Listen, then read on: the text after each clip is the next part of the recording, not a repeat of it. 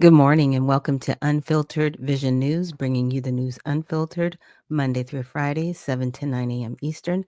My name is Dr. Ashaki Noni Nichols. Thank you so much for joining us here this morning. And Patty Cakes, thank you so much for reposting the stream. So, yeah, it's been a wild week. I know there's been a lot of time spent on the Epstein files, and it's been crazy. Like, people are really they're in their feelings about this. And I'm like, look, y'all, this business transaction. Now, Trump, I think has been pretty firm that he really doesn't want to spend a lot of time on this. And he said a lot of things that were kind of wild. He's talking about, yeah, this is, things that the past administration and past presidents have done and this, that, and the I'm just like, okay, he does not want to talk about this. And then people were acting like, well, why isn't he more this way or that way? Guess what? He's not a politician. Y'all, this is why people voted for him because he's not a politician.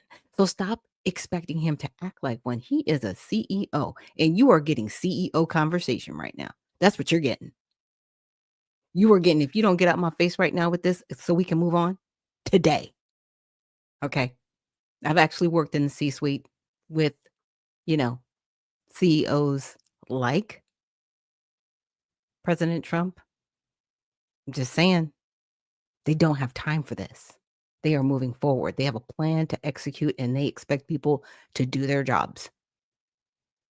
Do your job. If you have a question, ask me and keep it moving. And that's it.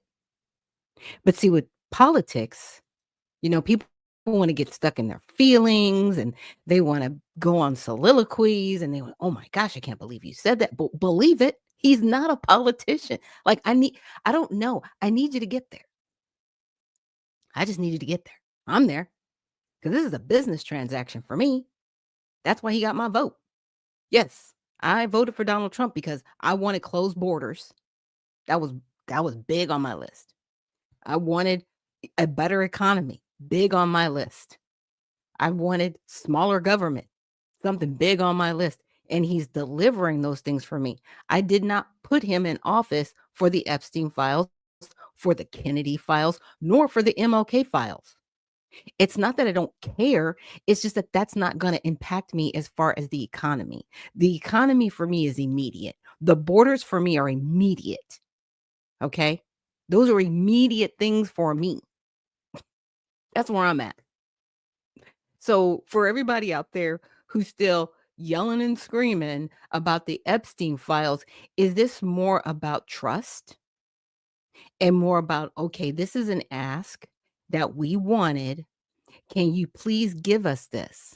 Because I think that's what it more so was. It was like, okay, can you deliver on this? Because at the end of the day, the people that visited that island, whatever they did on that island, we know might have been disgusting because they already had people who were abused on that island testify.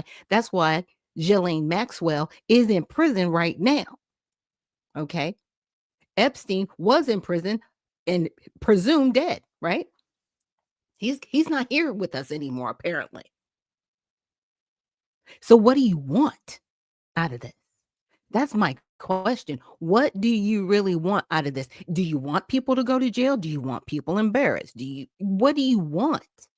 Because after the files are released, what? It's not going to affect the economy. It's not going to close the border. It's not going to affect your life in any other kind of way. It isn't. Get there. I need you to get there. I need you to move on. I need you to get up out your feelings and move on. Okay? Because the Epstein files is not going to affect the economy whatsoever.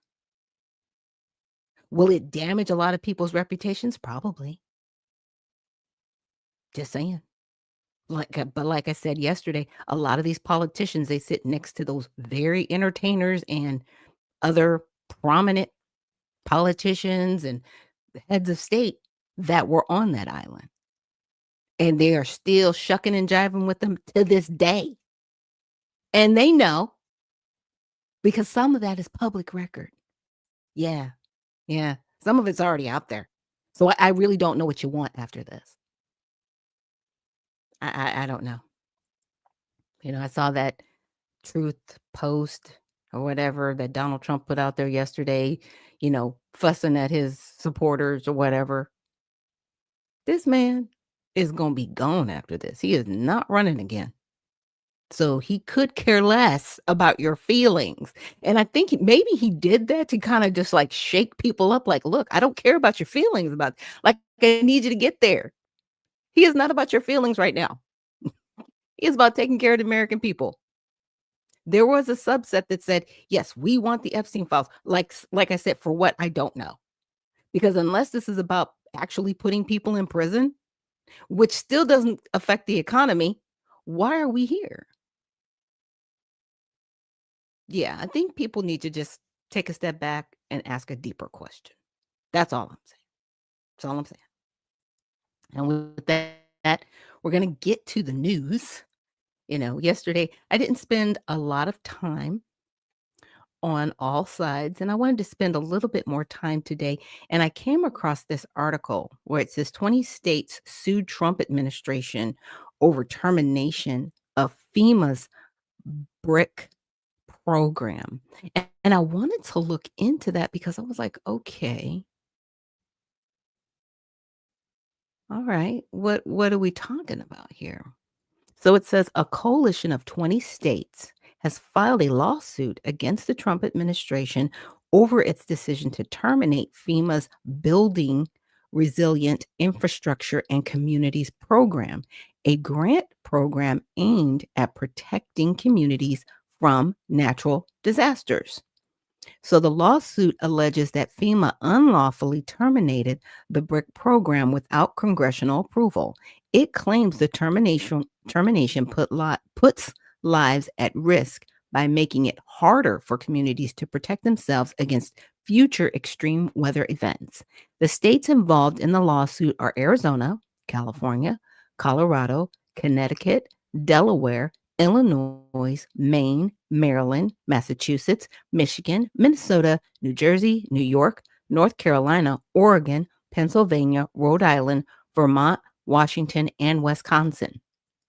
Before I continue to read, I just want you to know some of those states that are listed there are sanctuary states, and they're proud of it and they boast it. So I just want you to know that. Oh, good morning, Jay Smooth. Thank you so much for joining us this morning. He says, good morning, beautiful Black Americans. Thank you so much for joining us. And so, for context, the BRIC program, established in 2018, replaced a similar FEMA initiative known as the Pre-Disaster Mitigation Program. It was funded nearly it has funded nearly 2,000 projects with approximately 4.5 billion, saving taxpayers more than 150 billion that would have been spent on rebuilding property damaged or destroyed by disasters. FEMA announced the termination of the BRIC program in April as part of its efforts to eliminate waste, fraud, and abuse. And this is how the media covered it. The New York Times, which leans left, emphasized the impact of the BRIC program's termination on communities and highlighted the major natural disasters that have recently affected states like New Jersey. The Washington Examiner pointed out that all 19 state attorneys general involved in the lawsuit are Democrats. It also noted that the lawsuit has been assigned to a judge appointed by former President Bill Clinton in a court that tends to lean left. The Hill, which is center, noted that while the Trump administration signaled a major overhaul at FEMA, it has instead decided um, instead decided to pursue a reform following deadly floods in Texas. So, one of these things that I just want people to understand, just because they terminate a program doesn't mean they're not going to put the money somewhere else, right? Now, my whole thing was when you talk about pre-disaster, that means you can say on the assumption of us getting a disaster, we need this money. Now, with California, I could get it because they have natural disasters every year. I'm not sure so much for Illinois and New York. Now, I know that New York, they do get hit with, you know, snowstorms and other naturals. I want to say there was a nor'easter one year that messed with New Jersey and with New York and it on the coast, right? And it took out a lot of things, even though New York is not necessarily right on the coast, they were still affected, right? Like that whole eastern um, area.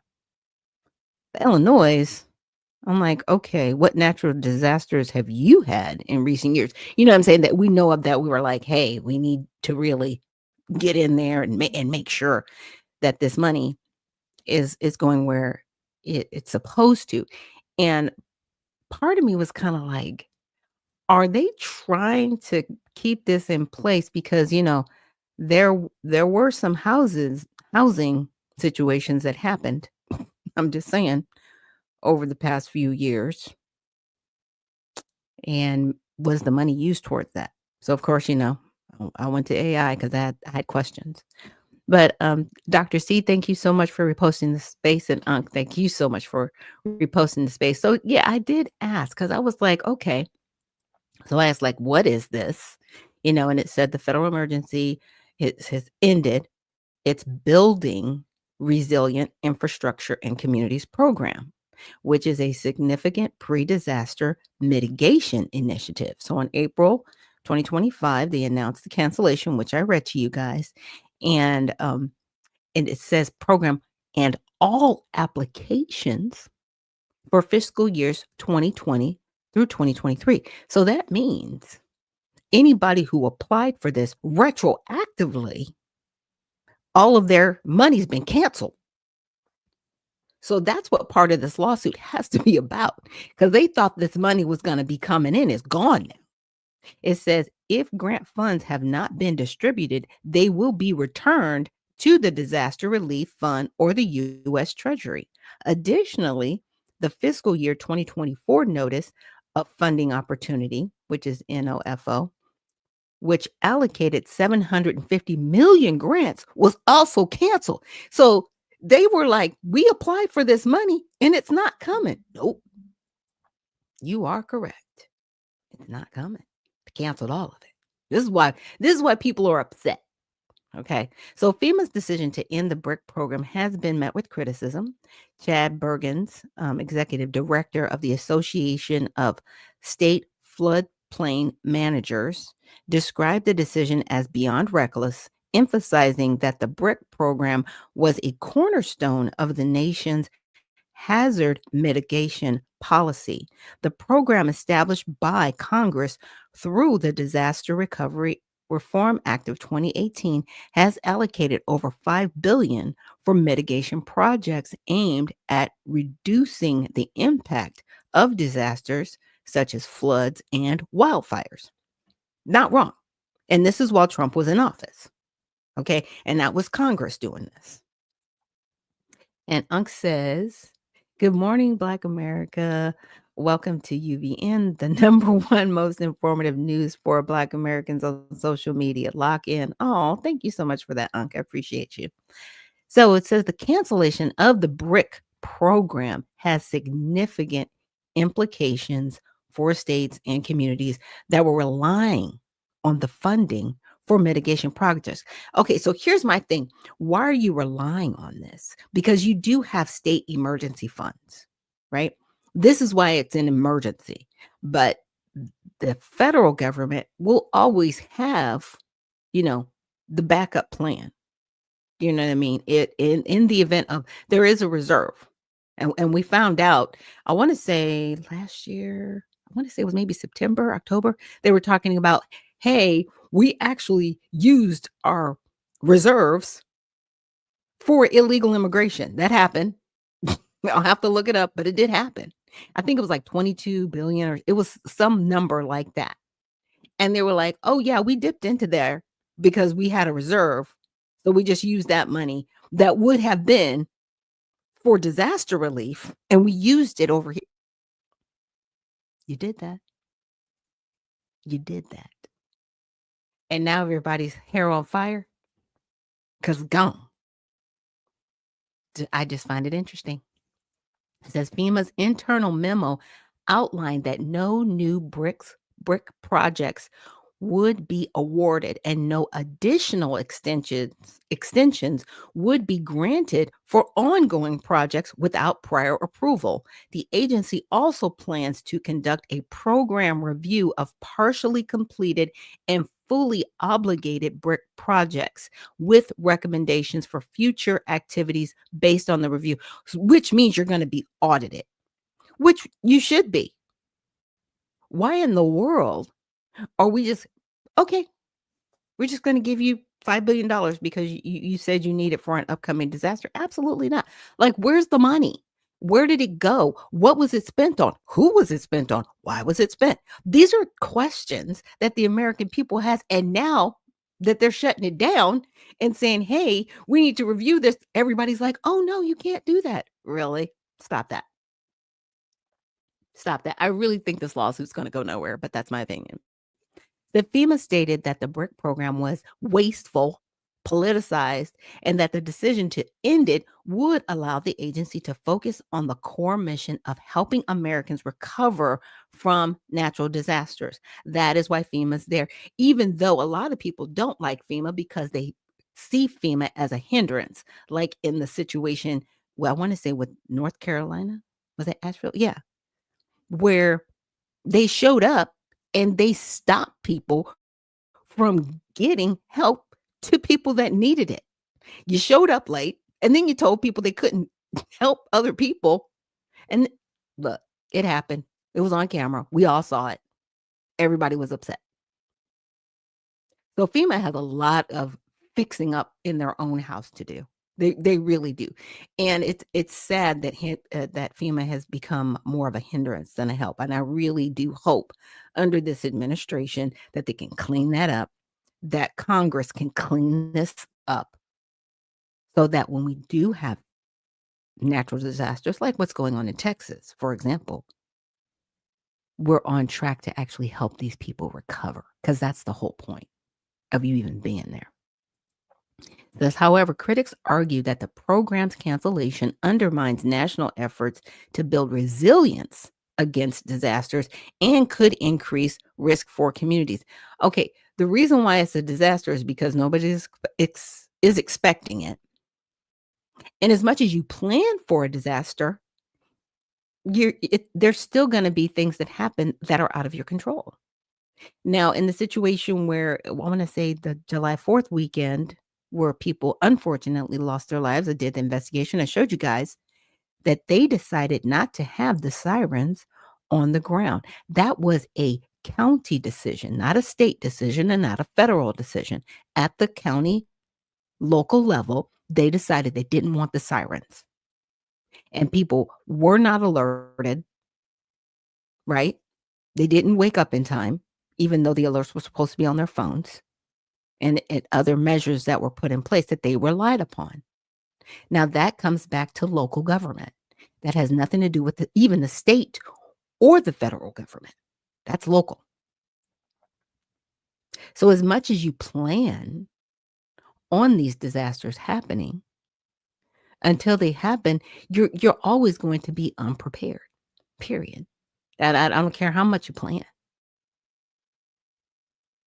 It's good to have a plan, but are you really doing this for the American people? I think that's the bigger question that I had. So the BRIC program was designed to support proactive investment in community resilience and risk reduction from natural hazards. It aimed to fund innovative projects that demonstrated partnerships, infrastructure improvements, and community lifelines. The program also focused on disadvantaged communities, climate resilience, and the adoption of hazardous building codes. Okay, and moving on. So I said, how will this affect New York, Illinois, and California? It says a coalition of 20 states, including New York, Illinois, and California, has filed a lawsuit, right? Which I just read to you. So we're, still going back on this. And I said, It kind of broke down the impact. It said for New York, the state had several projects in development that depended on brick funding.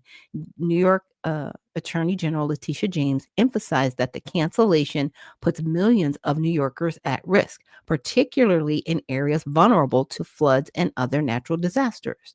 The lawsuit highlights the need for continued investment in disaster preparedness, especially in regions like New York that have experienced significant weather related events. She's not wrong. I mean, it has. I mean, the subway does get flooded, but why does the subway continually get flooded and you guys never fix it? That's my question. I mean, I've seen the videos. I'm like, okay, well, what are we doing to fix this? What's happening? They can never answer that question, but they want the money. Illinois is among the states that have joined the lawsuit, asserting that the cancellation of BRIC funding undermines their ability to prepare for and mitigate the effects of natural disasters. The state has invested significant resources in planning and development for various mitigation projects, which are now at risk due to lack of federal support. Why do you need federal support? Why can't you do it on your state? That's my question. Like, here's the deal. You can't rely on the federal government for everything and then be mad at the federal government at the same time. Like, I need you to make a decision. Pick a lane. Pick a lane. You should be able to support yourselves up until a certain point, right? And it's the overage. That's where you reach out to the federal government and say, hey, we need some help here.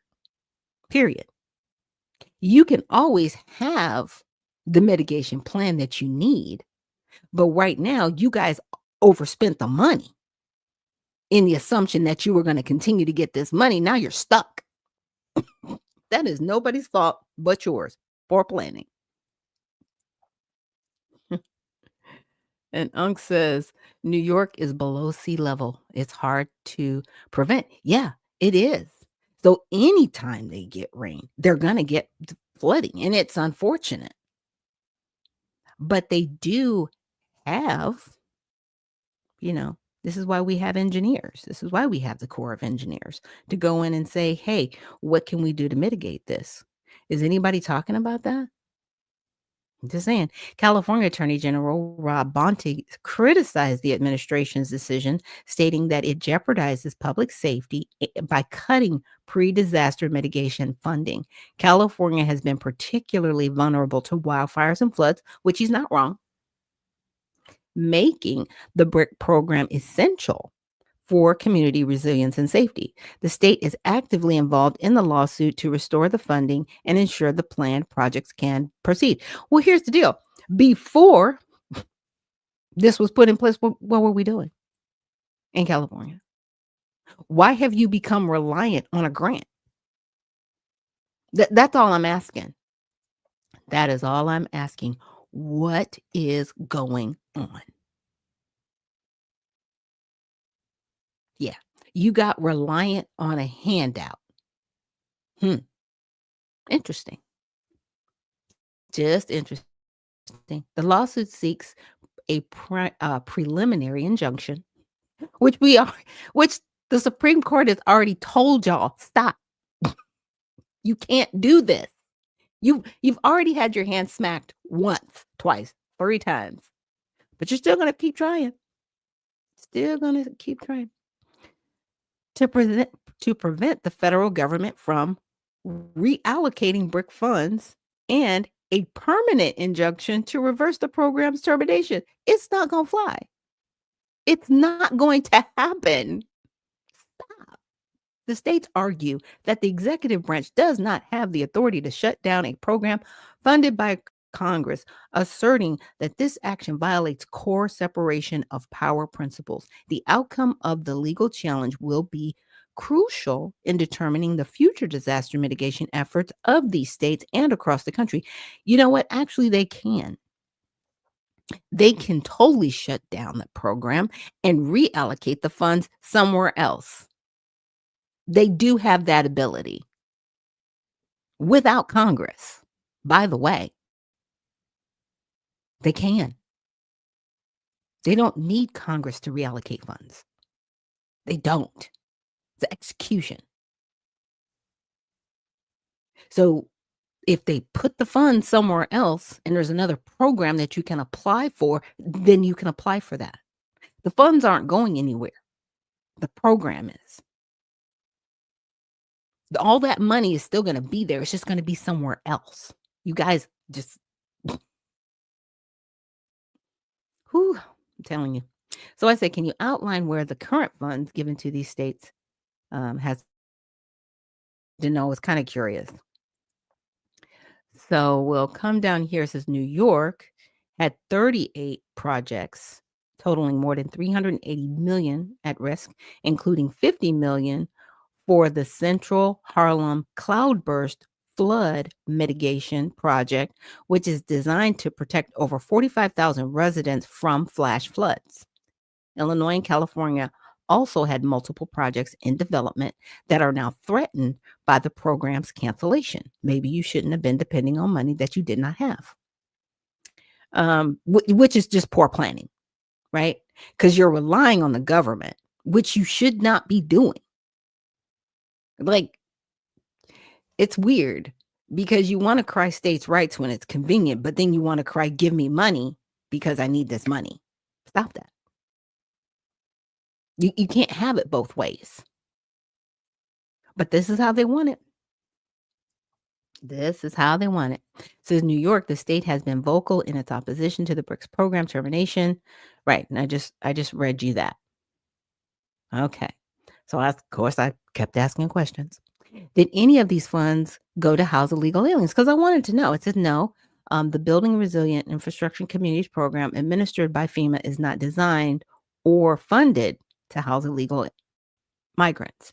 The BRICS program primary objective is to support pre-disaster infrastructure projects that reduce risk from natural hazards, wildfires, hurricanes, and earthquakes.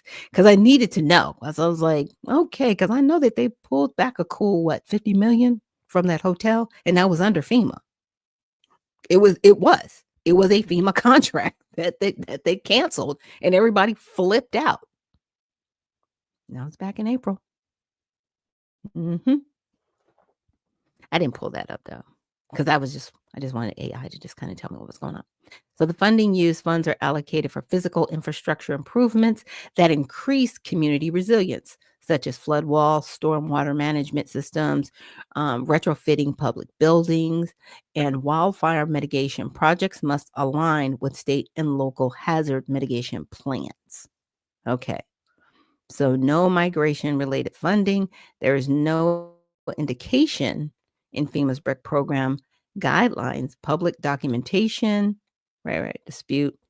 It says the lawsuit involving, including New York, Illinois, California, is about the federal government canceling the program, the funding, and reallocating it away from disaster resilience projects, not about migration policy or housing. Okay, that's fine. It's still gonna be there for disaster, it's just not gonna be under this grant. That's what I'm saying. The money's not going away, it's just gonna be in a different place. So, migration issues handled elsewhere. Housing or shelter migrants typically falls under different federal agencies, such as Department of Homeland Security, the Office of Refugee Resettlement, or local social services, not FEMA or disaster mitigation funds like BRIC. So, that was my whole thing. So I said, were any of these funds given to shelters? Like I was really trying. It says the program typically covered up to 75% of project cost and awarded more than 5 billion in grants since its inception. For example, the Mid-Atlantic region alone, FEMA announced 162 million in brick and flood mitigation assistance grants in early 2025 to fund resiliency projects, including the installation of resilient power systems and the construction of levees to protect communities from flooding. However, on April 4th, FEMA announced the cancellation of the program, rescinding approximately 882 million in not yet spent funding for resilience projects and programs. Undistributed BRIC funds will be returned to the Disaster Relief Fund or the U.S. Treasury. This decision has raised concerns among organizations like American Society of Civil Engineers, which emphasize that programs like BRIC are sound investments that ultimately create significant savings for taxpayers and governments. All right. So FEMA justified the cancellation by stating that the BRIC program was wasteful and politicized, and that the agency is refocusing on its core mission of helping Americans recover from natural disasters. Despite this, critics argue that investments in hazard mitigation programs are cost effective, with studies showing that flood hazard mitigation investments can return up to $8 in benefits for every $1 spent. I mean, that's fine. States, why can't you do it yourselves? That's all I'm saying. So since this is so cost effective, do it yourself. Be the hero. Why do you have to rely on the federal government to help you do this? That's my question. Stop. I'm telling you, they've spent the money in places where they shouldn't have spent it, and now they're crying because they're not going to have the money. That's just my opinion. And it says, with the program's cancellation, many resilience projects that were in the planning and designing phases are now face uncertainty as states, tribes, territories, and local communities will no longer receive the allocated funds. FEMA has stated that it is working to develop an updated approach to mitigation that is more responsive to state and local requirements and results in more timely funding. So why are they upset with this? It's not, like I said, it's not that the money is going away. The money is going away with those particular projects. But it's not that you're not going to get the money when you need it. If they found waste, fraud, and abuse, why are you upset? You're suing because the federal government wants to be more efficient at giving you money. That's all I see here. Oh, April, thank you so much for reposting the stream. But that's what I see here. It's very interesting. Very, very interesting that you're upset because they're kind of doing their job. I don't know. I don't understand. But that's what we're doing. That is what we are doing. You know, it's unfortunate that things like that become political. Okay, so Trump admin releases 2,000 National Guard members from Los Angeles. Oh, wow. Oh, my. I don't know what it is about Newsom. He's just trying to be, I'm a tough guy and all this. Bro, you're never going to be president of the United States. I'm just going to put that out there. Absolutely not. I don't want it. I don't know who else wants this. But my goodness. Okay. So there are some other things that I wanted to get into that I found out about yesterday. I'm only going to play part of this video, and then I'm going to show some of the legislation behind it. Like, because they was rooting for the Biden party. Okay, trigger warning. There is some profanity in this video, so I just want to let people know, if you're listening with your kids or anything like that, there is some savory language in here. So you may want to, tune out, tune back in. I just want to put that out there. Right, everybody was rooting. I wasn't, because I seen the scheme. I was like, first of all, this lady, I don't know if you voted for Kamala Biden, no. But I didn't trust her as far as I could throw her. Right. Talking about washing collard greens in the tub. Yeah, not tonight, Eddie. No, not tonight, Eddie. No, this ain't even for you. About you. It was good though, Jay. I ain't see you in a minute, but if you about to talk about some bogus bullshit, we ain't even got time for that. Not tonight, man. But what you can do, you can copy that link real quick. You can sign that petition though. You feel me? If you want really, yeah. But other than that, We ain't talking about no bogus, no BS, none of that, gang. I ain't even trying to hear. Jungle, was you, hold on, Eddie. Jungle, was you aware that we are a part of the AU6 element? I haven't heard that. Oh, well, let me break it down to you real quick, girl. Yes, ma'am. What is the AU6 region? The African Union, AU, recognizes 5 geographic regions of Africa: North, South, East, West, and Central. That's the 5. The 6th region was created to include the global African diaspora, meaning us, the Black Americans, whether we agreed or not. The designation has no voting rights, no land, no actual citizens benefits, but it allowed African leaders to claim us as economic and political assets on the global stage.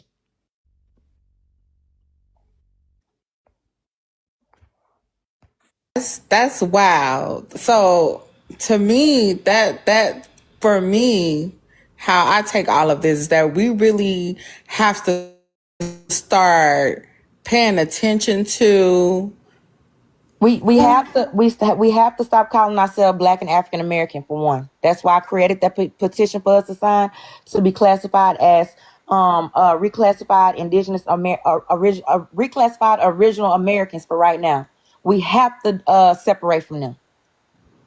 Yeah, that's wild. And to talk about, we don't have a choice. We have to read. Yeah, so I'm gonna pause it right there because I know a lot of people are like, okay, why are you bringing this up? I am bringing this up because it's important. And Sean AI, thank you so much for reposting the stream. Okay, look, I find that wild. Okay, you're gonna make Black Americans a part of this, whether we want to be a part of it or not. Excuse me? First of all, Africa is a completely different continent from America, period. Now, it's one thing if you want to subscribe to that because there are people that subscribe to that. Not subscribing to that. How are you going to come over to my country and tell me, really? This is what we're doing. Okay, so this is something that I found out about yesterday. I was really like, oh, I'm glad that they did this video. I won't bore you with too much more of it because it's a 38-minute video or something like that. Yeah, it's closer to a half hour. But I will post the link to it so you guys can watch it later on. But out of it, I actually did find out a little bit more information about this African Diaspora Council Act. And this is HR 784. Okay, why aren't you coming up? There we go. Sorry, guys. Okay. Oh, Mark from the Soil, thank you for reposting the stream. Good morning. So HR 784, African Diaspora Councils Act. Now, this was, I guess, referred to the House Committee on Foreign Affairs on January 28th of this year. Let's look at the actions taken. Hopefully my internet is not going to be too wild for you guys. Okay, so it was referred and then it was introduced. So that was done in January of this year. We're in July. So here's the text. And it's to establish an advisory council on African diaspora engagement in the United States and for other purposes. Okay, and this was done by Kamalajer Dove. I'm probably mispronouncing her name wrong, for herself and Miss Jacobs. And it's to establish this council. The act is cited as the African Diaspora Council Act. Now, I'm not supporting this. Okay, Tatas, thank you so much for I'm reposting the stream. Look, we are in America. Why are we doing this? Who asked for this? I didn't ask for this. Did anybody out there ask for this? I didn't ask for this. But it's being done. Why are we supporting anything in Africa when we have our own problems over here? Africa needs to handle Africa, period. You guys are a whole continent divided. Fix your house. Don't come over. Stop. Stay in your house and fix your house. I have more respect for you because what I don't like is you coming over here trying to tell us what we need to do and your house isn't fixed. That's what we're not going to do.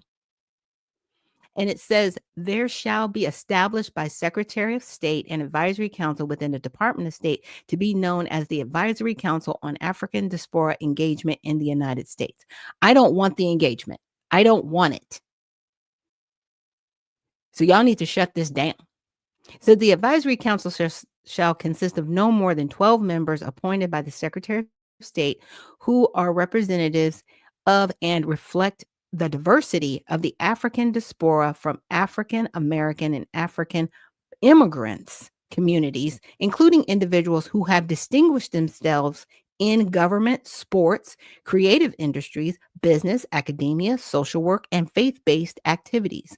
Appointments to the Advisory Council shall be without regard to political affiliation. The Secretary of State shall consult with the chairman and ranking member of the Committee on Foreign Relations in the Senate and the Committee on Foreign Affairs in the House of Representatives during the process of selecting representatives to the Advisory Council. So this is almost like their form of the Black Caucus, right? But it's for the African diaspora.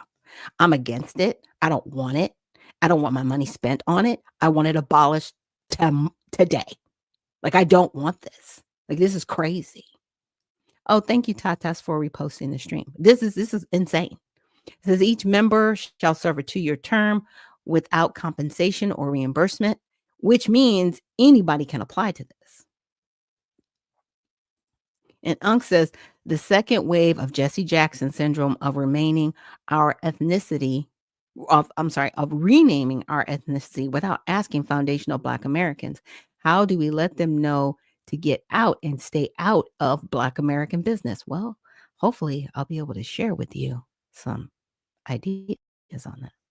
So the Advisory Council shall have the president through the Secretary of State on strengthening connections between the United States government and the African diaspora.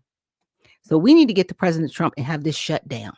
But then again, this is in Congress, right? So we need to put better people in Congress to shut this down. Okay. And, ways to support people of African descent. So this is all mainly about Africans. This is not about Americans.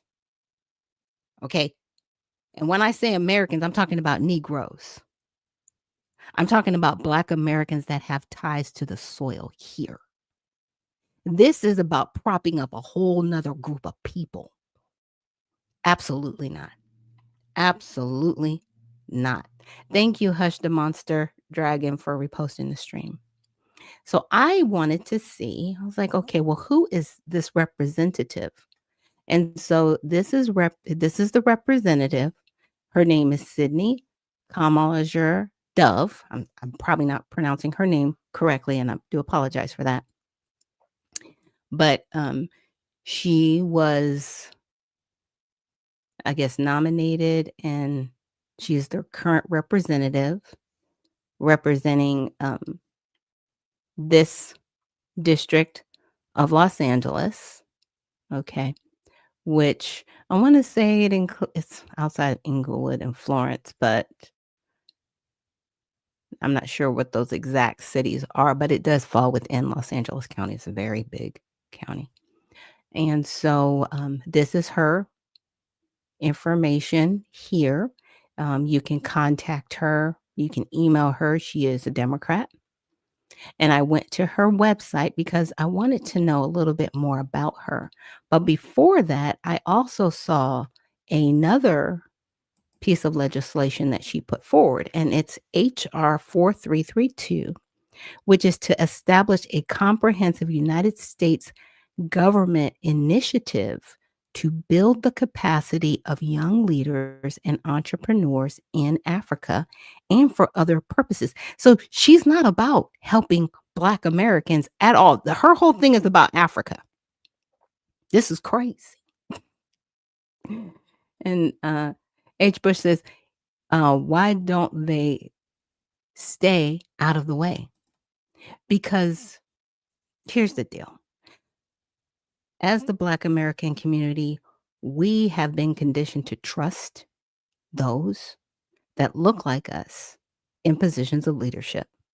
And we actually assume that they are championing our ideas.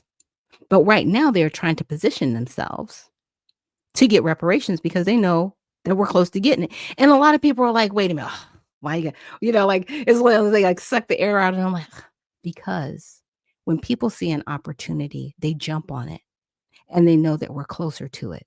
But as I've always stated, and you guys have been rolling with me for a couple of years, here's the deal. Africans from Africa are not entitled to reparations because they did not suffer what we are applying for over here. They do not have the lineage based in America. They keep trying to tie ourselves to us because they said, well, you guys were shipped over here from Africa. Yeah, we were shipped. And then you left us. Now, there was a point in time where we did have the opportunity to go back to Africa. Some did, some didn't. And those that chose to stay or further abuse slavery, Jim Crow laws, so on and so forth. Those are the people that we are the descendants of, where we are applying for reparations to level the playing field. But now these Africans, they see like, oh, if we call ourselves African Americans, we're entitled to it. No, you're not. You don't have the lineage, period. Newsflash, we're getting things done. And you see us getting things done, and now you're trying to get in, period. Let's see. Tupac says, bankers won't finalize reparations. Well, we're going to find a way around that because we don't really need the bankers. We need legislation. There's a difference. Oh, Tupac also says, America is about to collapse. Okay, thank you for your conjecture. Appreciate it. Well, here's the deuce.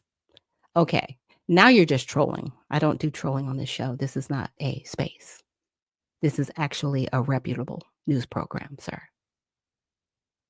So now, it's a matter of looking at how people are trying to be. So I went to her website and I just saw, I'm like, okay. So it says Kamala's your dove, and there's some other individuals listed, and they did a press release on the 10th regarding the legislation, I want to say, of 784.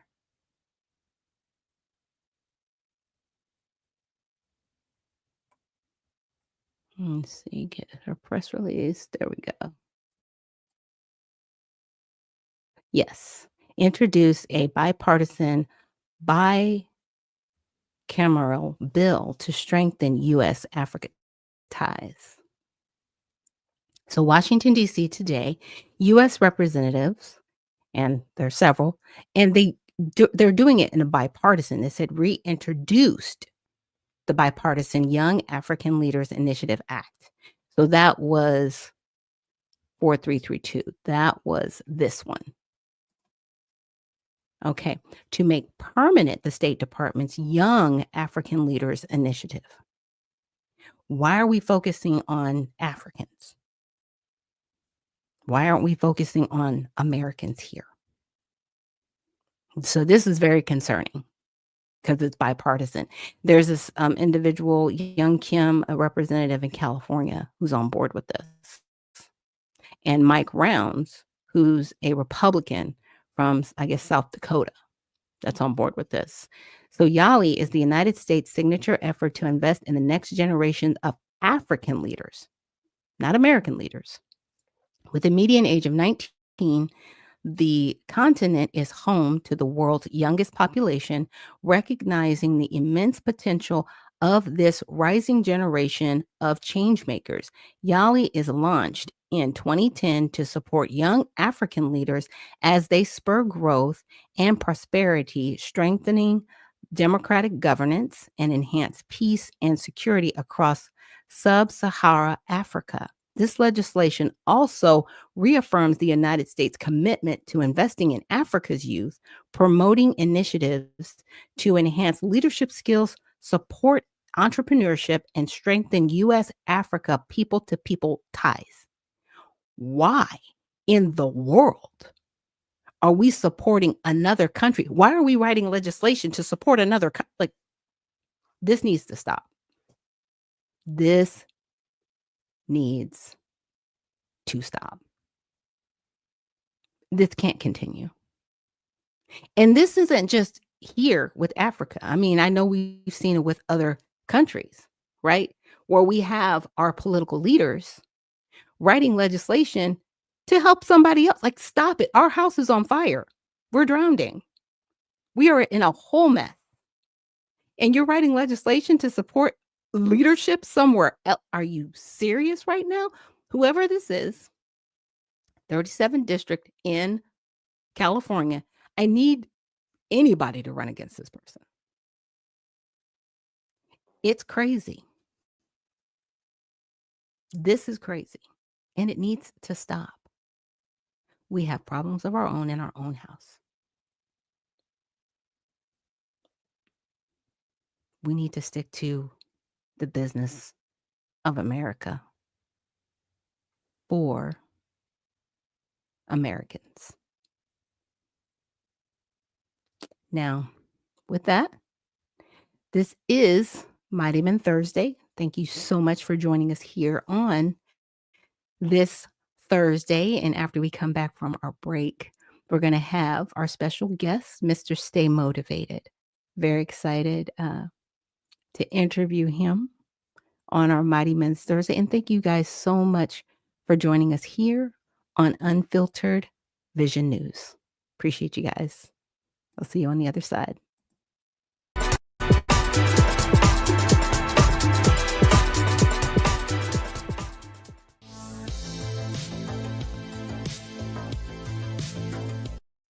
We've unified our end-to-end encrypted services to make them easier to use together, because privacy should be the default for everyone.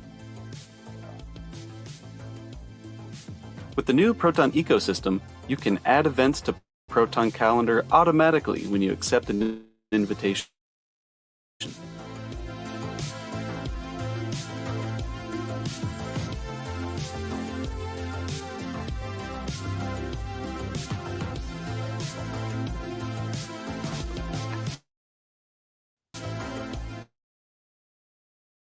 Easily share large files with a secure Proton link.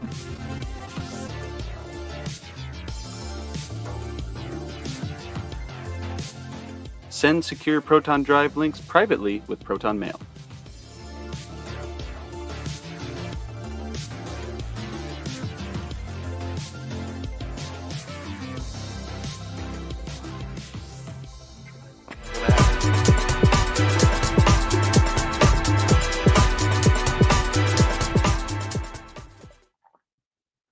Good morning and welcome to Unfiltered Vision News, bringing you the news unfiltered Monday through Friday, 7 to 9 a.m. Eastern. My name is Dr. Ashaki Noni Nichols, and I'll be your host. And today is Mighty Men Thursday.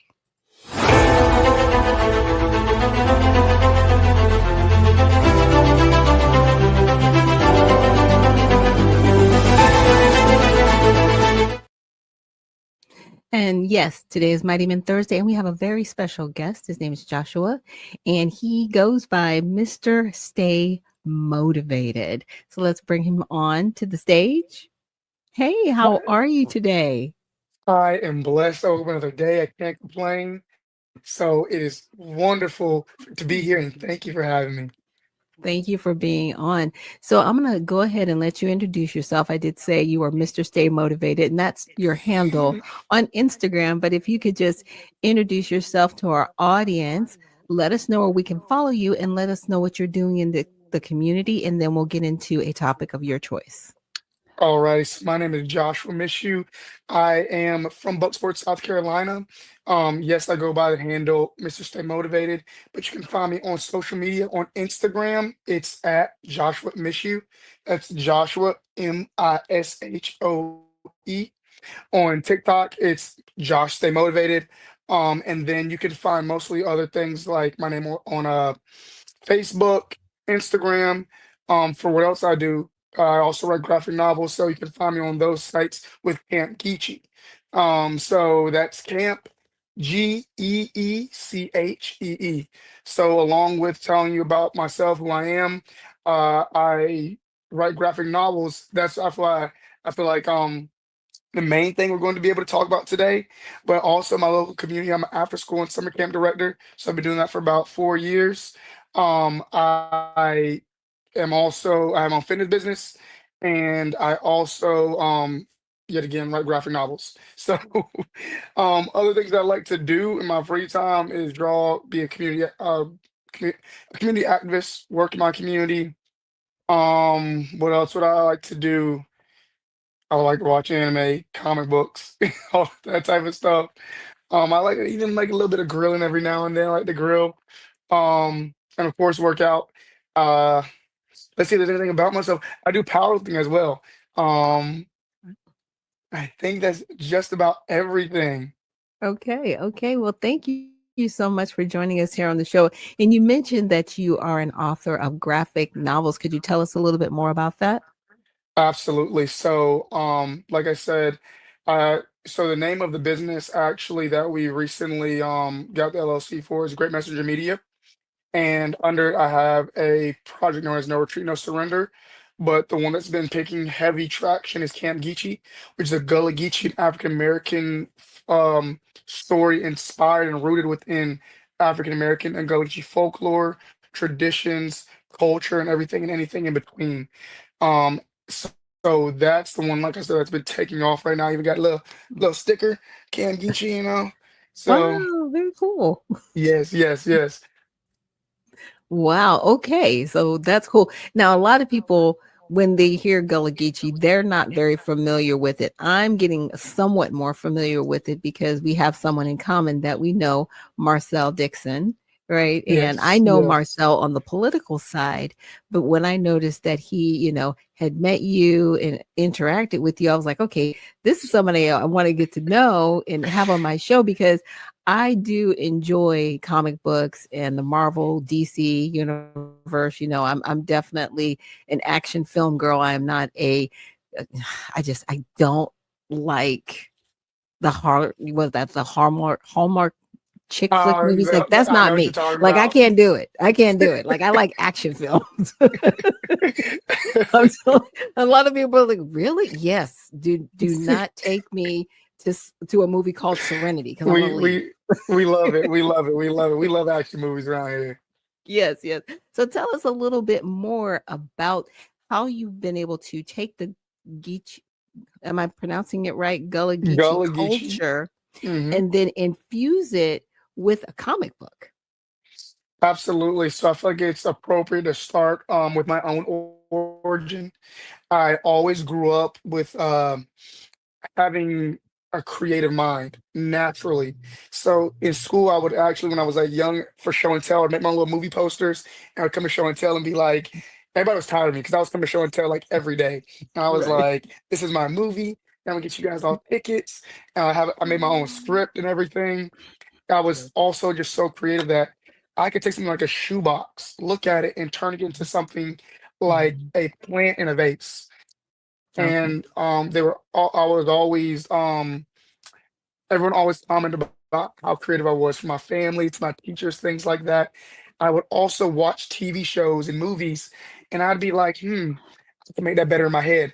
And I would recreate these movies and TV shows in my head, Okay. especially at a time where I went through a lot of adversity growing up. So Mhm. in those tough times, that's where my escape was. So along the way, somewhere I, I gave it up because of the adversity I faced. And my number one cheerleader was my mother. My mother was always like, Josh, like you need to act on this, like you need to do something with it. And it still wasn't really clicking until probably not probably. So when after I graduated high school, 2 weeks before college, I lost my mother, and then a week later, I lost my older Mm, brothers. wow. So my mother, she believed in me with this, and that was the catalyst to finally get me to start. I went through a whole battle as coming into my emotion, like shaking hands with my emotions throughout college because I grew up around men that you got to be tough, not show emotions, and this is probably a story for another day. But I eventually sought therapy because I learned that being in touch with your emotions doesn't make you any less of a man, but makes you more human, and Mhm. that is a whole different journey. But from that, I started to create once I got out of college. I started with my main story called No Retreat, No Surrender, and it was a mixture of my life mixed in with powers and abilities. We have 3 issues out of that. But I knew that story would get me in the doors, not get me known. So I went to LA Mhm. Comic Con with that story. I went to DreamCon with that story. And I sold out day two on both those times that I went. Wow. But from there, like I told you, my main job for these last years is I work with children in my local community as out of school and summer camp director.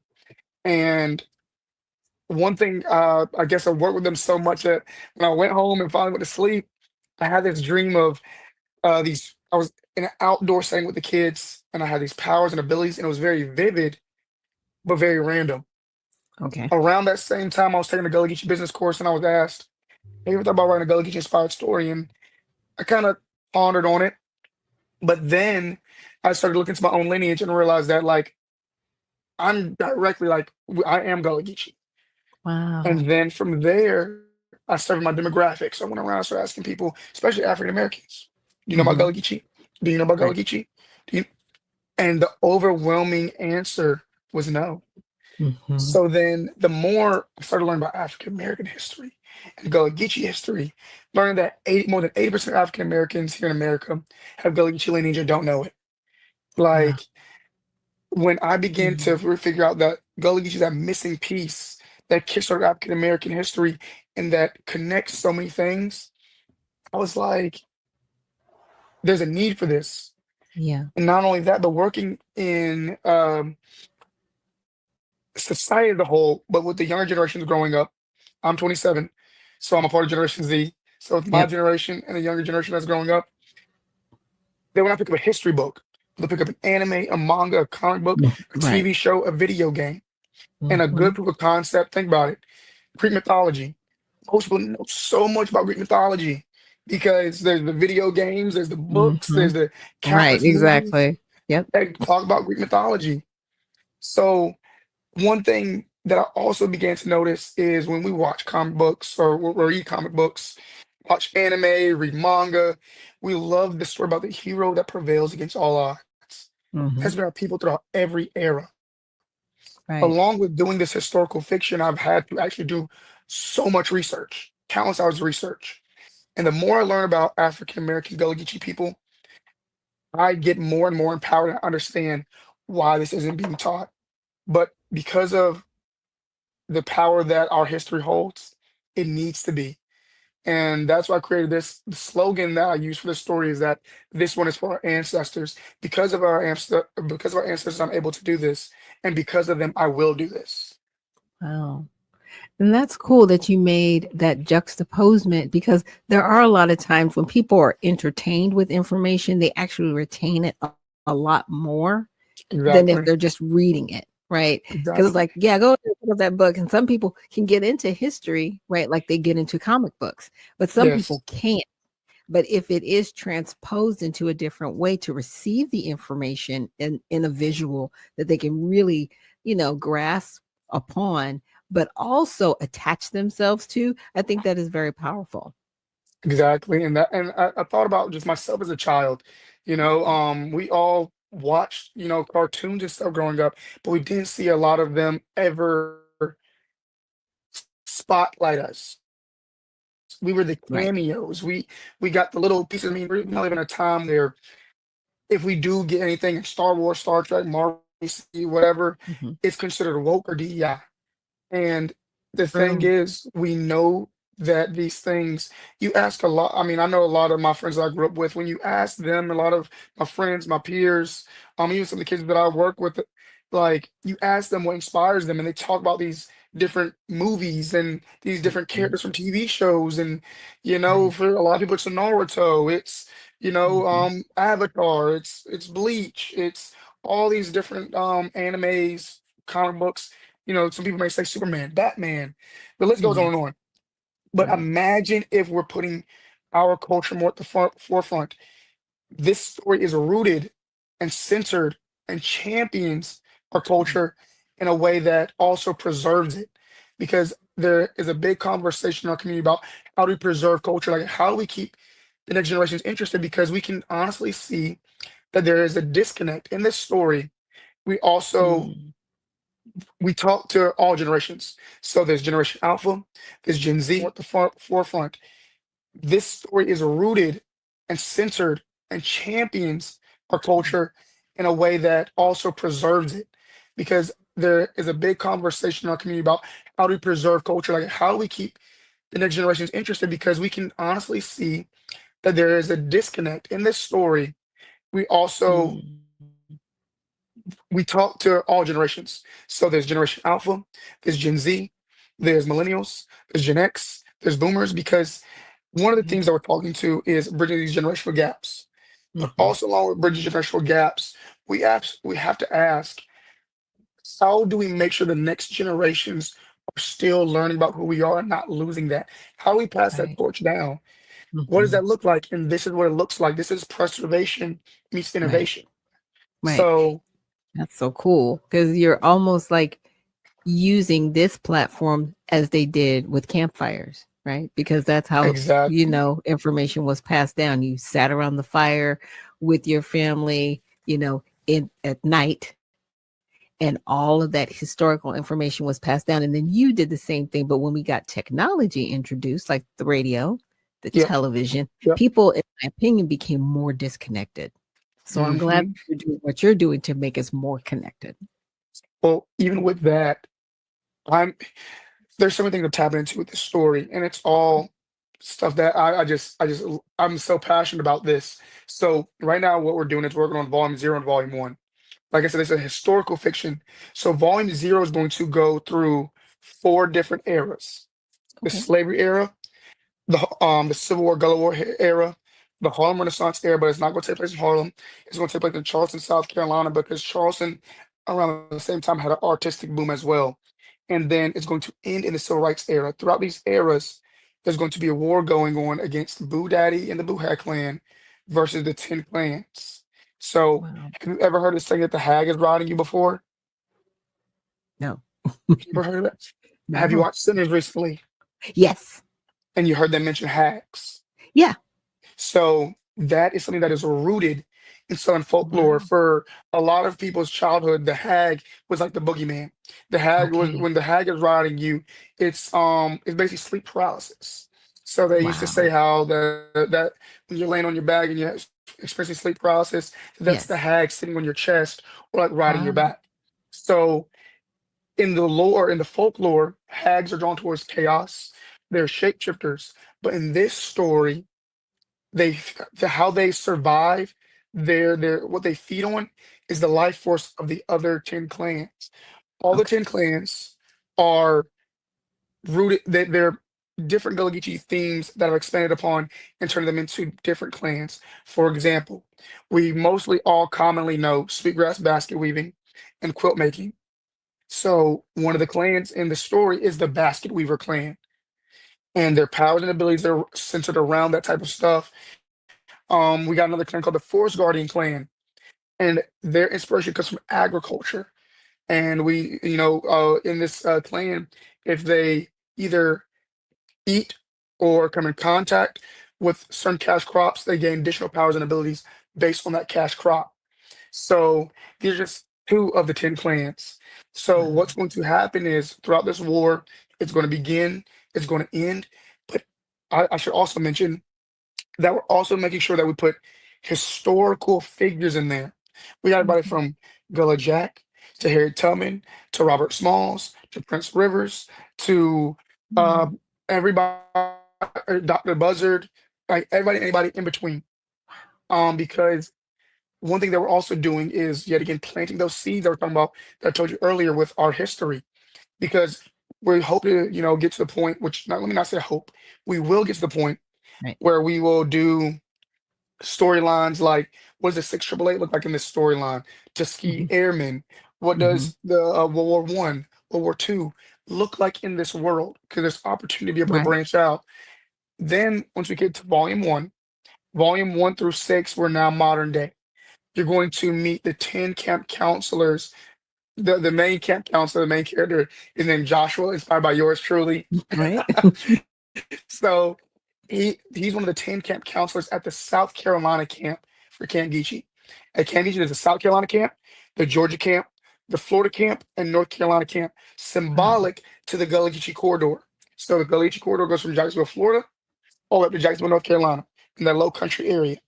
So when they come to Camp Geechee, you come learn about your powers, your abilities, your history. Outside of the camp, you can use your powers and abilities and different things like that. So they're being tasked, these 10 camp counselors are being tasked with teaching the next generation. This is a parallel to how being a part of Generation Z, I feel like we're a powerful generation. But a lot of us are still learning about who we are, but also learning our Mhm. culture. At the same time, being a part of having to raise the next generation that knows nothing about it. So Wow. not only are they going to be experiencing that conflict along with the other generations like millennials, boomers, Generation X, touching on those, generational stereotypes and, boundaries that we have with one another in a way that we bridge them. But you're also going to realize that Boo Daddy never died. So you're going to see his presence start to represent itself in volume one, which will continue the generational war against Boo Daddy and the Ten Clans. So that is the premise of the story. Wow. I mean, but that's excellent though, because again, you're able to bring history in a way that it will stick with people. Because, just like how Marvel Universe and, the DC Universe, people connect with a lot of those characters, Yes, right? With yes, their yes, personalities, with how, they go about doing things. Like some people may see themselves as Iron Man, right? Or yes, Batman or yes. Superman. So Yeah, that is but we saw it amazing. in Black Panther though. I mean, we Yeah. came out in droves. So like Yes. we know that we want this for our people, but even Mhm. something like Black Panther, people don't realize that Black Panther wasn't created by a black man or a black woman. Right. Mhm. Right. So we It's need literally more. a caricature of what they see as a Black person, right, in their Exactly. universe, which, Exactly. I'm okay with it, but I hear what you're saying. It's like, well, what's the historical connection? Exactly. Exactly. Exactly. And that's what we're trying to create because I hope that this isn't just for like people that like anime, comic books, things like that. I hope to bring our whole community into something like this. So like, and how I'm even doing it is there's many ways. One of the ways is everyone in the story are inspired by like real life people. Okay. And even like from the kids, a lot of the kids that are in the story are inspired by kids that work with in my local community. Everywhere from the main cast of characters, all inspired by friends, family, everyone. And I continue to like you can find yourself in the story. Now that Yeah. we are interacting, you continue to support. Thank you for first off, thank you for supporting me by actually having me on for this. Of But course. because of this interaction, as a creator, I think it's a lot harder to just create a character out of thin air and put Mhm. it into a story. But it's a lot easier for me to take our interactions like this, find out a little bit more about you, and what do you look like in the world of Cam Geechee? Right. And by doing it that way, that also gives people more of a connection to Mhm. this project. Wow. So we do That's it so that cool. way, and then I also thank you. I also at these vending opportunities that I do. I just recently was blessed enough to go to the International African American Museum and Oh, do showcase Candy to their kids. I went to okay. libraries. I went to a school in Charleston. I'm in a male youth conference. I go to churches. I go to other conferences. I went to a lot of different things showcasing this story. Um, Original Gullah Festival, Black Moses Festival. I Wow. got an award from the Gullah Heritage Foundation as their future champion. Um, and all this to say that um, going back to how much of this is an experience for people is you're not just gonna be able to read this. We're going to be able to have people watch it too when we, of course, work towards getting it as an anime. But as of right now, you can also taste it. You can hear it. You can play it. How you can taste it is we've taken certain Gullah Geechee recipes and Gullah Geechee spy recipes and gave them their own lore in the story and made them real life. So, for example, we make a salt hibiscus juice here on our family's farm, but in the story, it's known as the Forest Harmony Brew. We also take certain things like maybe there's another recipe that I normally bring to a lot of events is the sweetgrass honey pound cake cupcakes, Wow. or the Carolina crab stuffed hush puppies, or okra fritters, or all these different things, and they have their own lore in the story. We're also making a soundtrack, so that way people are not just going to be able to, you know, but there's one thing that people love about Sinners Mhm. is older songs and they Right. modern, and that is the Yes. same thing that we're doing with other Southern folklore songs and Gullah Geechee songs, for example, like Funge Alafia. We are also I took certain things like Gullah Geechee ring shouting and I turned it into a tag game that kids can play. All this in hopes 5 years, 10 years down the road, we want a live Camp Geechee. That way, and it's not just Mhm. gonna be for kids. It's gonna be for you. It's gonna be for me. Yeah. It's gonna be for everybody because it's going to be 2 to 3 weeks of just being surrounded by community, learn about who we are, where we came from, Wow. in an That's interactive so way that the cool. kids will never forget. Yeah. And that's something that our youth actually needs today because right now I think people are kind of broken apart. I mean, I don't know if you ever, just look at something that's shattered in its pieces. Yes. And until Yes. somebody actually comes and gathers up the pieces to put it back together, they're just lying there abandoned. And I think Yes. that's where a lot of people have been at. It's like the more technology we get, the more abandoned we feel. It shouldn't be that way. I'm just saying. Yes. No, Technology is you're supposed right. to help us, but it's working against us. And I'm just You're so absolutely glad right. that you've come up with a way to use technology to bring us together as opposed to keeping us apart. Exactly. And thank you for taking notice of that. I think I wish. It's not even that I wish. I just hope people understand that I put so much blood, sweat, tears, finances that I don't have into this because I believe in this. This isn't about me. What I'm building is about culture. It's about community. That's my driving force with this. Compared to anybody else that is doing it, it's no shade to anybody else that is doing, making comics because they like them. I love it, but my bigger driving force is culture and community. So that is like why I'm out here doing everything that I'm doing. Um, if I tell you what my schedule looks like and how I'm making everything work, you're gonna be like, "You're a madman." Especially at a It's time where right okay. now we're doing But like that's a how those are the stories that you'll look back on when you've arrived where you're supposed to be. And you'll be able to you're see that absolutely right. progress. So I know it looks crazy, but take every crazy moment and document it. Journal. My mom's always on me about journaling. Yes, My yes, journey. Right. So I would yes. encourage journal because it's crazy, but it's all worth it. You, you know what? I gotta also be the reason why I coined the name actually Mr. Stay Motivated was because after my mom passed away in freshman year of college, and probably since Wow. then, I every Monday I was doing motivational Mondays, and I always had the other goal of want to be a motivational speaker. The time for being a motivational speaker was tough because how people attach themselves to listening and hearing your words and wanting to hear it is by seeing what you've accomplished.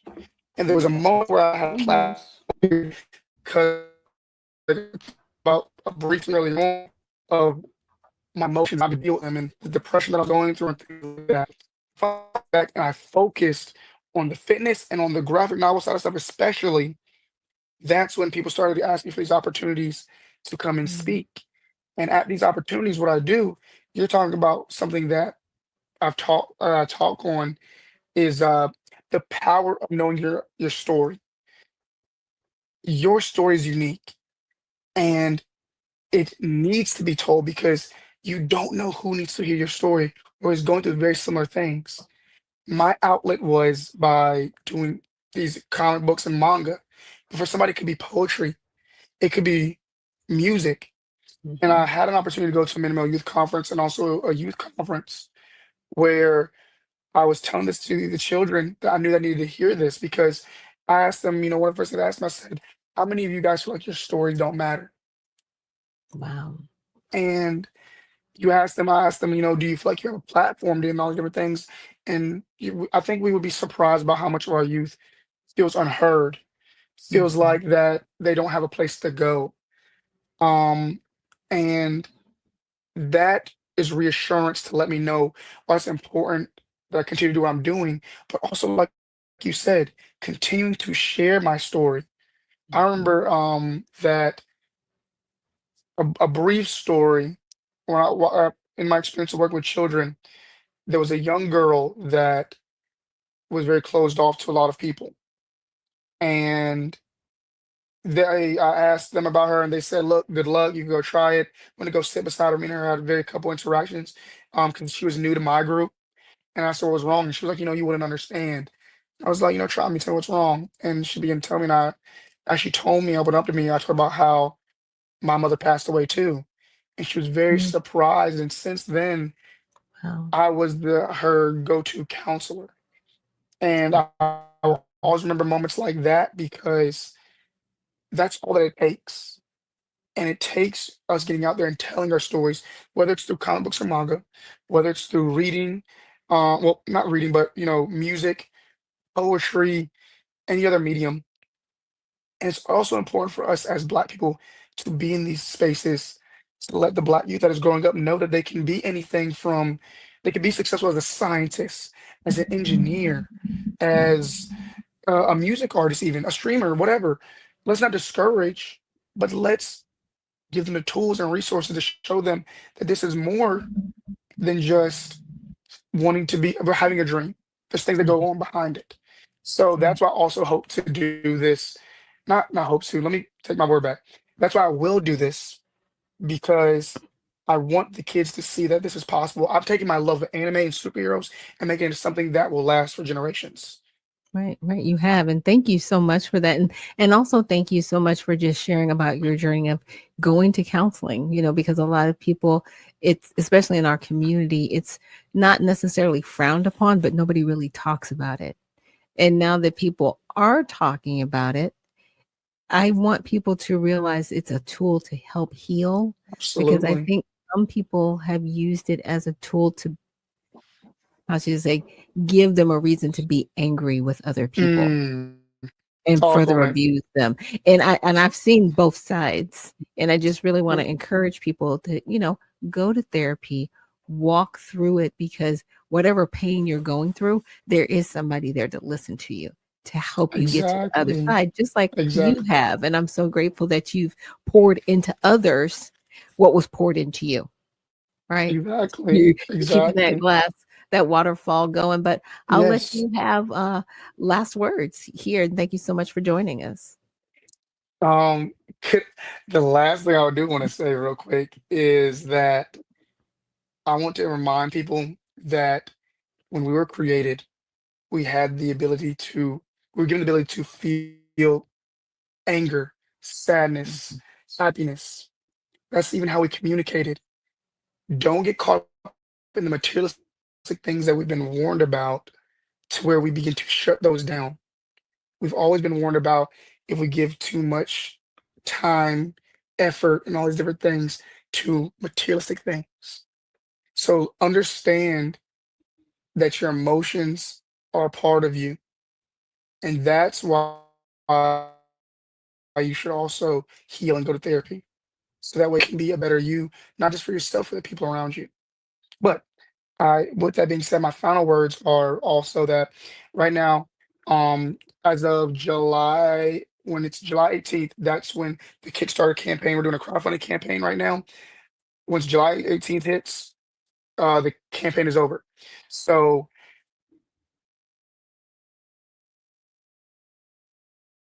we are making sure that we're Oops. working to take Volume 0 and Volume 1 to life. All I ask is you continue to be a part of the journey, follow along. Like my social media, again, it's Can't Geek on Instagram, Facebook. It's Just Stay Motivated on TikTok. And I think those are my main platforms. You can also reach out to me at missyoujosh@gmail.com. I'm open up to collaborations, opportunities. If you want me to come speak to some youth in your community or just come to speak at any type of event that you have going on. I appreciate you. Everything that I'm doing is yet again for culture, for community. And I want to remind people like the slogan is for Camgeechee that this one is for our ancestors. Nice, nice. Thank you so much, Joshua, for joining us here. And like I said, all of his social medias, I'll make sure that when I repost this stream for Joshua for our Mighty Men Thursdays, I'll make sure to have those links so you guys can, stay on this journey with him and contribute to what he's doing in our community. Thank you so much for joining us here Thank again you. on Unfiltered Vision News. We'll see you soon. Thank you. Thank you. Mhm. Hey, guys, that was amazing. Nobody, at least in my lifetime, I shouldn't say no one, but just his passion and his heart to really continue to move forward, because some people, they get lost in the darkness in those down times and they get sad and they don't think about what they can do to help others. And I'm just really encouraged by Joshua being on his journey, and even in his loss, he still has maintained a heart to move forward and to continue to give. So with that, we'll see you guys on the other side. Thanks for joining us here on Unfiltered Vision News.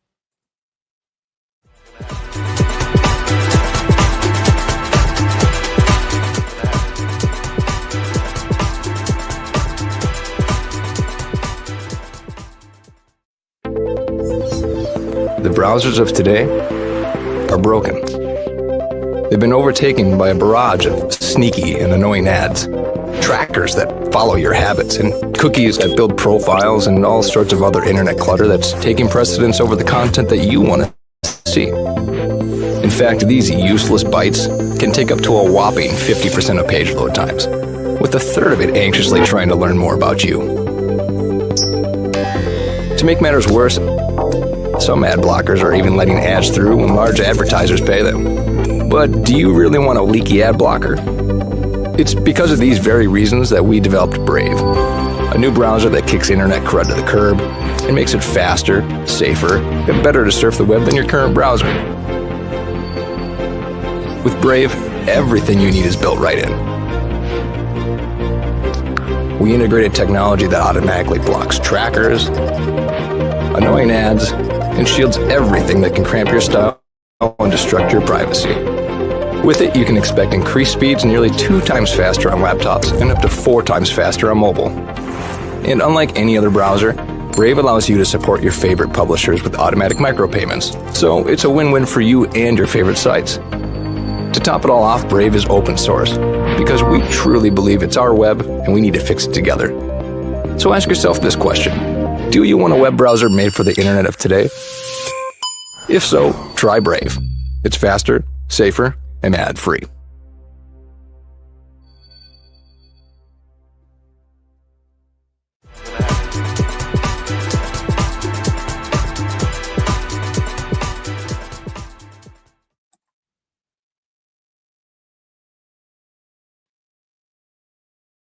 Oops. Hey guys, thank you so much for joining me here on Unfiltered Vision News. And yes, that was our interview, our wonderful interview with that young man, Joshua, Mr. Stay Motivated. Really cool. So with that, I'm going to read some of the comments that I didn't get to during that stream. So I want to start with Tata. She says, my mom and parents are Geechee from Georgetown, South Carolina. Tata's also said, yes, great food. South Carolina, the home of shrimp and grits. And South, thank you so much. He says, great interview. And thank you for reposting the stream. And he also said, mental health is definitely important. Thank you, Tatas, for saying that it was a great interview. And Patty Cake says, shout out to that young man. Yeah, he was really cool. Thank you, Sassy Lady, for reposting the stream. And Sassy Lady is saying, great morning, everyone. And just before we started the stream, we also had a word from Dr. C stating that people are misdirected and that we must all tell our legislators not to support these House resolutions. Absolutely. Absolutely. So, again, thank you guys so much for joining me here on the stream this morning. And again, I will make sure when I repost that segment for Mighty Men Thursday with Mr. Stay Motivated, he is doing a crowdfunding that actually it ends tomorrow, July 18th. And so we want to make sure that we support him in whatever ways we can. And I'll have his social media listed so that you guys can definitely continue to support him on his journey, because just because the 18th comes and goes doesn't mean that we can't continue to give him our support, because I definitely want to see him do greater things. And South says shrimp and grits is better in New Orleans. For the record, we got a taste for it going on. Now, unfortunately, I can't have grits because I'm allergic to corn, and corn is grits are actually in the hominy family, and unfortunately, I'm allergic to different types of hominy. And Tata says, "Okay, LOL, okay, South, she gonna let you have it, bro." We might have to do a food competition at some point, do a taste test. Again, I can't participate because I can't eat grits. And I really did enjoy grits growing up and was wondering, like, why don't I feel good? And I was like, oh, because unfortunately, I have a reaction, not anaphylactic, but my face does break out. And it's a whole thing. But again, thank you guys so much for joining us here on Mighty Men Thursday, where we highlight men in our community just doing great things in the community. And like I said, that young man, I'm really looking forward to seeing the comic book, seeing ancestry really brought to life in comic books, because sometimes people relate to information in different ways. And I know that even Black Panther had a big impact on the Black community, right? Now, this is a young man taking historical information from American history and putting it into comics. So it's really going to be amazing to see how far this goes with him and how well people will receive it. And with that, let's get into some more of the news from all sides media. And this is another story that I definitely wanted to look into. It says Trump denies plans to fire Powell after conflicting reports. Now, I know a lot of people were kind of wondering like what was going to happen to him. And I know Maxine Waters, she asked Jerome Powell, if he, will you defy the Trump administration, which is kind of crazy because here's the thing with the Federal Reserve. Yes, they do have influence over our federal government, but they're not a federal agency. They were not written into the Constitution. There's an act propping them up to work with our Treasury Department. And, initially people, could look at it as oversight, but it wasn't, and it was basically put in place to hamstring our government. I mean, that's the best way I can put it. If you just want to do some casual reading, check out the Federal Reserve Act. They are not a federal agency, but there was an act written around them, right? That basically indentures the United States to this agency. And I really would like to see it abolished personally, because it is not assisting the federal government, and they do politicize their seats depending on who is in the executive office. And the people that pay for it in the end are the American people. So it says President Donald Trump dismissed rumors on Wednesday that he plans to fire Federal Reserve Chair Jerome Powell, calling it highly unlikely. Now, I know he's been in back and forth with him. So the details, speculation arose this week that Trump may fire Powell following a private meeting with lawmakers, during which Trump reportedly expressed dissatisfaction with Powell's performance and raised the idea of firing him. The president later said that he had asked lawmakers about the possibility of firing Powell, and the majority were in favor. Trump said he never rules anything out, but would likely not fire Powell unless there was evidence of fraud. So he's basically giving him a chance and wanting to work with this individual. So, in context, Trump's relationship with Powell has been tense for months, primarily due to Powell's decision not to lower interest rates. The president also expressed dissatisfaction with a $2.5 billion renovation plan at the Federal Reserve Building. Why? $2.5 billion, not million, billion with a B, y'all. BBB. Why do y'all need that? And that's to the building. That's not like, okay, technology with the really? $2.5 billion? I'm sorry. That's excessive. So this is how the media covered it. Outlets on the left emphasized Trump's supposed shift in stance on Powell, while outlets on the right emphasized Trump's denial of plans to fire him. CNN, that leans left bias, and the Washington Examiner, that leans right, agreed on potential global financial implications of Powell's dismissal. However, while CNN portrayed a picture of Trump actively considering firing Powell, the Examiner and Wall Street Journal Center emphasized Trump's denial of such plans. Yeah, I mean, he's been on the fence about it for a while since he was elected, if he was going to file Powell or not. Like I said, Maxine Waters met with Powell and was like, well, if he tries to do certain things, are you going to resist? And I was just like, what kind of question is that? Like, whose side are you on, Maxine Waters? Because you're definitely not on the side of the American people, because you care about power more than you care about the American people. He should lower interest rates. This would actually put more money into the markets to help the United States, not destroy the United States. But then again, you don't really care. And we know where you are. It's okay. It's fine. It's fine. Like, I mean, it's one of those things. Just own it. Right? Just own the fact that you don't like America. Just own it, and I'll be okay with it. But don't sit up there and do all this grandstanding like you care about the American people when we truly know you don't. It's fine. It's fine. Oh my goodness. I am not going to go over the Epstein controversy. I said my piece. And even the House Speaker, Mike Johnson, calls Bondi to clarify Epstein's comments. Her comments on Epstein. Look, you're not going to do anything. How should I say it? The whole Epstein thing is not going to make or break the economy. It really isn't. But other decisions being made will. So this is something I found interesting. It says, how will the big, beautiful bill impact your taxes? Now, this is stuff that people care about. I'm just saying, do you care about it? I care about it. Pocketbook matters. These issues, they matter to us. So President Trump's One Big Beautiful Bill Act, which he signed into law on July 4th, includes several new tax breaks and increases on existing deductions and exemptions. Here's how your pocket could be affected.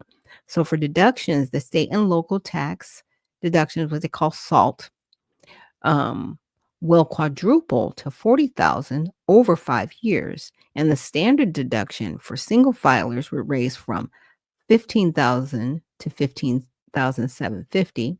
Seniors will get a $6,000 boost in their standard deductions. Individuals who don't itemize will be able to deduct up to $1,000 on charitable donations.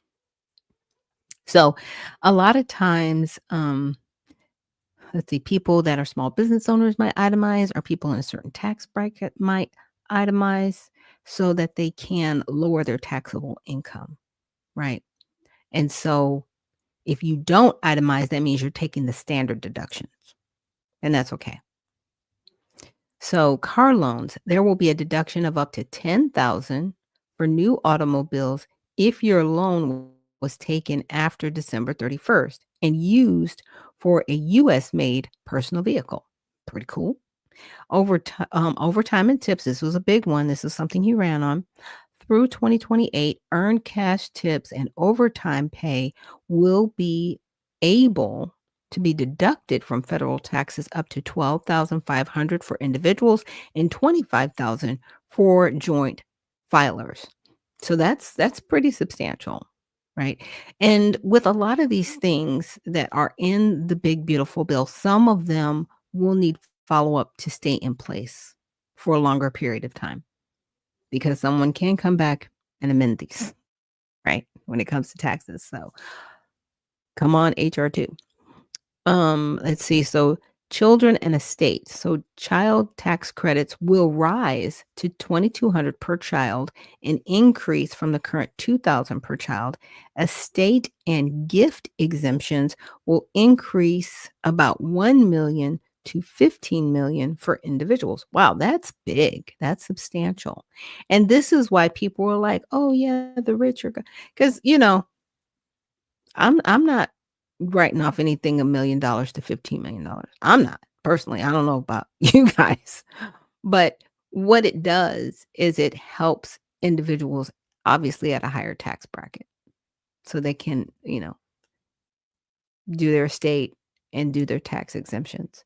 Now, the thought process behind this, and before everybody freaks out, like the rich are getting richer, what it's supposed to do is it's supposed to free up some of their money so that they can put it back into the economy, which usually happens with different investments that they're able to do because their money's not tied up in taxes. Because here's the deal: when our taxes are paid, that's great, but where are they going? Where are our tax dollars going? And a lot of times they're not going back into the United States for investment. Our tax dollars are being sent abroad to other places, or they're being invested in other places that don't benefit the United States. So again, that's the hope. So here's how the media covered it. Fox News, that's right by, showcased an interactive site published by the White House that includes how much residents of each state can expect to see in savings each year as a result of the bill being passed. NBC, that leans left, offered ample context on the bill and politics behind it and noted a recent analysis of the Tax Policy Center that said the tax changes will benefit higher earners more, which I just explained to you how it benefits those higher earners. But again, the hope is in that benefit that opens up their money to actually invest back into the United States. Period. Because what's been happening is a lot of those individuals, they take their monies overseas to invest it there. And then the United States ends up losing money and losing investments. So which would you rather? I would rather the rich people get the tax breaks and invest the money here. Period. But are there places where we can stop losing money? Absolutely. Absolutely. We can stop hiring people that are not from this country, that are here undocumented and illegal, that are actually sending our tax dollars overseas to their home countries. We can stop doing that. But see, Democrats aren't going to talk about that. They're not going to mention that. But those things are happening. Now, they did, I want to say there's I forget what it's called, but basically the tax or percentage that people have to pay on sending money out of the country. I think it raised from like 1% to 5% or something like that. I think it should be raised to 50% to just deter people from sending money overseas, period. Wiring money, period. Our tax dollars should not be sent overseas for any of this.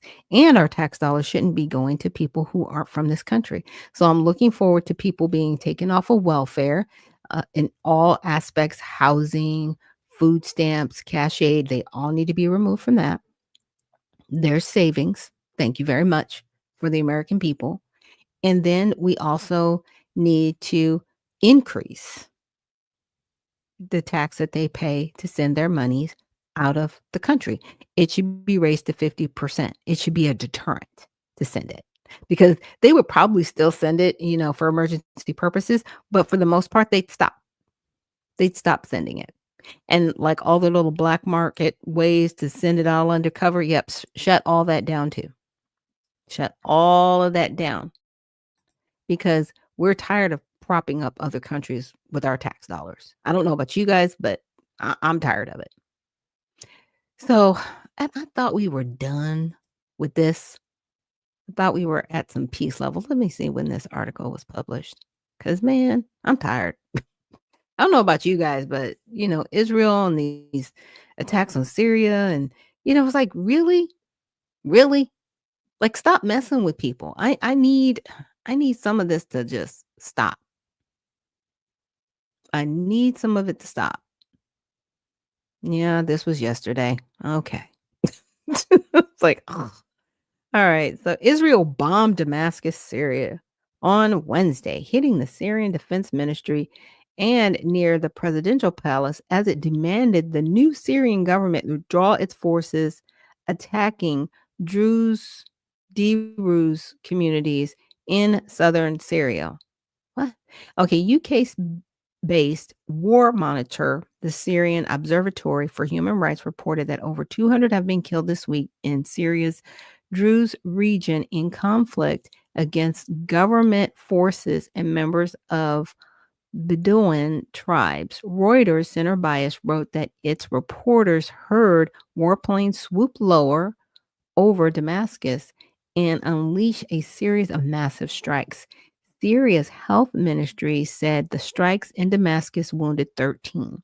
So, for context, since the December coup of former President Bashar al Assad, Syria's interim Islamist president Ahmed al Sahara has struggled to unite the country. In March, hundreds of civilians in West Syria, including religious minorities like Alawites and Christians, were killed in sectarian killings and clashes. In late June, an ISIS affiliate killed 25 Christians in a church bombing in Damascus.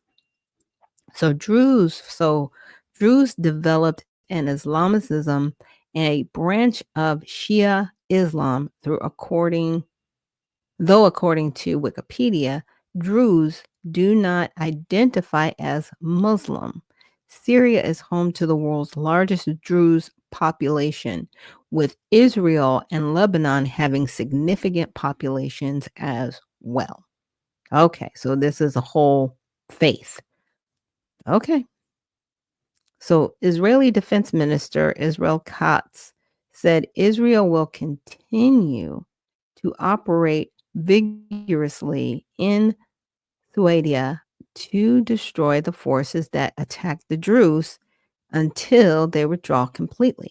So, this is how the media covered it. Outlets across the spectrum noted that sectarian killings in March and the new government's ongoing struggles. Router described Druze as an offshoot of Islam. Fox News on the right included details on how Druze are intertwined with the Israel state.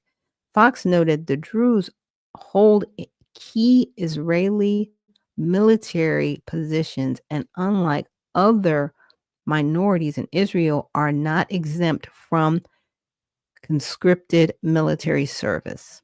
The New York Times, that leans left, wrote that Druze make up 3% of Syria's population and gave context on the ongoing attempts by the new Syrian government to integrate them deeper into the Syrian bureaucracy so they can secure control over the entire country. So this sounds like a theocracy and a theocratic takeover, right?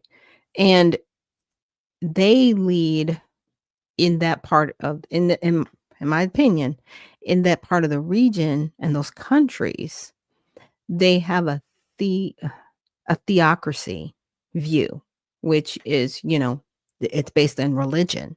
It's not based in, okay, this is, I'm just using us as an example. This is what our Constitution says. These are our laws. This is what needs to be followed.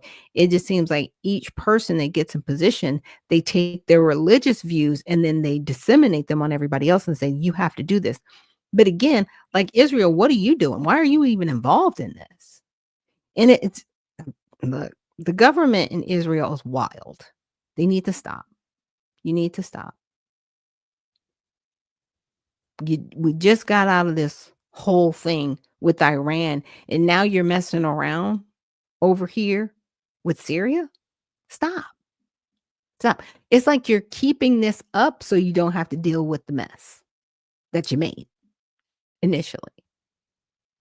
You know, as a Christian, yeah, I don't want to see anything happen to the people of Israel because it's more about the people than it is the region, right? But you continue to keep dipping your hands in other places so you don't have to deal with what's going on. And I am definitely referring to their prime minister, Netanyahu. He's got things that he needs to deal with. But as long as conflict is going on, he doesn't have to deal with those things. The people that have been trying to hold him accountable for a few years now.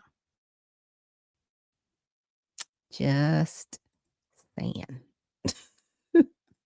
At a certain juncture, that check's coming due, sir, and you're going to have to deal with the repercussions of what you've done. So thank you guys so much for joining us here on Unfiltered Vision News on this Mighty Men Thursday. And again, I will make sure to post where you can find Mr. Stay Motivated and help support him in his ventures with his new comic book. So again, thank you for joining us. I appreciate you guys. And remember, stay well, stay focused, and stay unfiltered. We'll see you soon.